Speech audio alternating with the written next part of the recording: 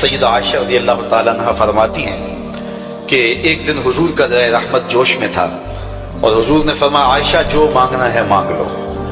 میں نے عرض کی یا رسول اللہ اگر آپ اجازت دیں تو میں اپنے باپ حضرت ابو بکر صدیق رضی اللہ تعالیٰ عنہ سے مشورہ نہ کر لوں کہ میں نے کیا مانگنا ہے؟ تو فرمایا کہ جاؤ مشورہ کر لو، مشورے کی اجازت بھی ہوگی۔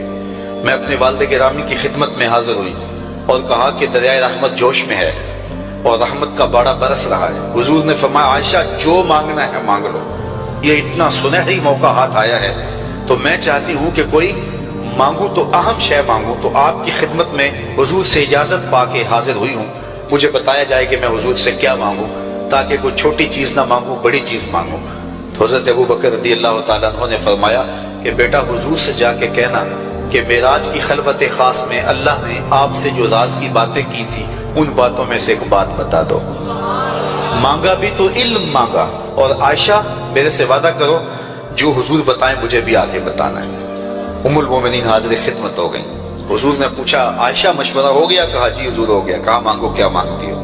کہا حضور معراج کی خلوت خاص میں جب اللہ کے حضور حاضر ہوئے رب نے آپ سے راز کی باتیں کی تو ان باتوں میں سے ایک بات بتا دیں۔ حضور مسکرا پڑے، اس بات پہ مسکرائے ہوں گے میرے یار غار کا انتخاب کیسا ہے، یا اس بات پہ مسکرائے ہوں گے کہ راز کی بات بتا دوں تو راز راز نہ رہا، لیکن وعدہ کیا تھا۔ کہا عائشہ سنو، جب میں قرب خاص میں پہنچا تو میرے مالک نے مجھ سے راز کی جو باتیں کی ان میں سے ایک بات یہ تھی، محبوب تیری امت میں سے کوئی شخص کسی شخص کا ٹوٹا ہوا دل جوڑ دے تو میرے اوپر لازم ہے بغیر حساب کے جنت عطا کرو۔ ام المومنین بہت خوش ہوئی اور اپنے والد گرامی سیدنا ابو بکر صدیق رضی اللہ تعالیٰ عنہ کے پاس آئیں اور ساری کہانی سنائی۔ بہت خوش تھی، لیکن حضرت ابو بکر صدیق رضی اللہ تعالیٰ عنہ نے سنا تو رونے لگے۔ تو ام المومنین سیدہ عائشہ رضی اللہ تعالیٰ عنہ نے عرض کیا میرے والد گرامی یہ بات رونے والی تو نہیں ہے، ہم بسا اوقات کسی دکھی کے کام آ جاتے ہیں، کسی کا دکھڑا بیٹھ کے سن لیتے ہیں، کسی کی ڈھارس بنا دیتے ہیں، کسی کے کام آ جاتے ہیں، یہ تو بخشش کا بہانہ ہاتھ آ گیا اور آپ اس پہ رو رہے ہیں۔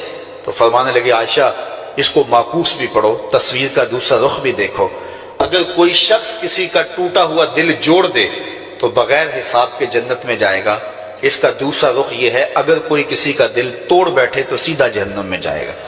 میں اس بات پہ رو رہا ہوں کہ ہم سے کسی کا دل نہ ٹوٹ گیا ہو۔ تو آج کی اس مجلس کے اندر کیا یہ دو باتیں میں اور آپ اپنے پلے باندھ سکتے ہیں؟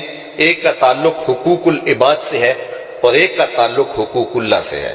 حقوق اللہ میں سب سے اہم چیز نماز ہے اور پہلا سوال قیامت کے دن نماز کا ہی ہوگا۔ بلکہ حضور نے معراج میں جو مختلف مظاہرے دیکھے ان میں ایک چیز یہ بھی دیکھی، کچھ لوگوں کے سر پتھر سے کچلے جا رہے تھے، پھر صحیح ہو جاتے، پھر کچلے جاتے۔ جبریل سے پوچھا یہ کون لوگ ہیں؟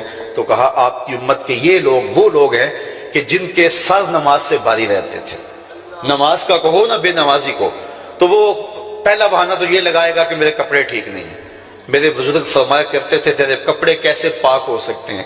تو رب کے حضور جھکنا نہیں جانتا، آ اس کے حضور جھکنا سیکھ لے، وہ تیرا لباس بھی پاک کر دے گا، تیرا دل بھی پاک کر دے گا۔ تو دوسرا بہانہ ہے، دوسرا بہانہ یہ ہوتا ہے کہ ہفتے کو شروع کروں گا جی، پہلی تاریخ سے شروع کروں گا۔ یہ وہ بندہ کہہ رہا ہے، ہفتے کا وقت وہ دے رہا ہے جس کے پاس ایک لمحہ بھی اپنا نہیں ہے، جس کو یہ نہیں پتا کہ اٹھنے والا اگلا قدم کہاں ہوگا۔ وہ کہتا ہے انشاءاللہ ہفتے سے شروع کروں گا، فجر سے شروع کروں گا۔ میاں اللہ کے حضور بلاوا 5 وقت ہمیں آتا ہے، حی علی الصلاۃ حی علی الفلاح۔ کتنے بدبخت ہیں کہ جو اس پکار پہ اٹھ کے اس کے حضور حاضر نہیں ہوتے۔ 5 گانا نماز شعار زندگی بنا لو، اور ہم یہ پکا عزم مصمم کر کے اٹھیں، اتنے زور سے ہم ارادہ کریں کہ شیطان بھاگ جائے، ہماری ہوا سے بھی بھاگ جائے۔ یہ تو اتنے پختہ ارادے کے ساتھ عزم کر کے جو ہے وہ آج ارادہ کر کے یہاں سے نکلے ہیں کہ وہ فجر کے وقت ہمیں بہکانے میں کامیاب نہ ہو، ادھر اذان پکارے ادھر ہم دوڑتے ہوئے اللہ کے گھر کی طرف پلٹ آئیں۔ ہم یہ عزم کریں کہ آج کے بعد نماز نہیں چھوڑیں گے۔ اللہ مجھے آپ کو 5 گانا نماز کی توفیق نصیب کرے اور ہمیں توفیق نصیب کرے کہ ہم کسی کے دل شکستگی کا سامان نہ کریں۔